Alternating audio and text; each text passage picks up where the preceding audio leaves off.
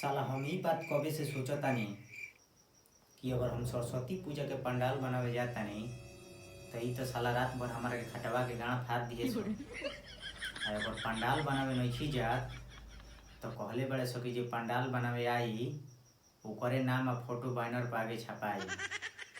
आ साला हमार नाम और फोटो बैनर पर ना आई तो हमार कितना बेइज्जती महसूस हुई।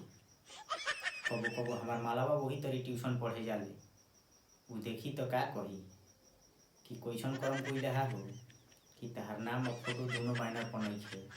साला हमार तो जियल अधिकार हो जाई। क्वेश्चन कोनो उपाय नहीं खिलौकत कि हम कामो ना करी हमार नाम और फोटो दोनों बैनर पर आ जाए।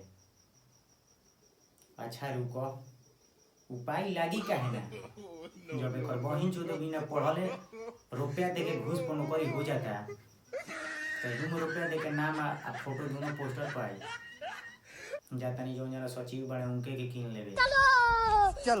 अरे साला बाकी जो सचिव बहुते कर बहिन चोद हमार पटीदार हो वो तो असही हमार नाम ना जोड़ी तो खटवा के गाना फड़बे न करी।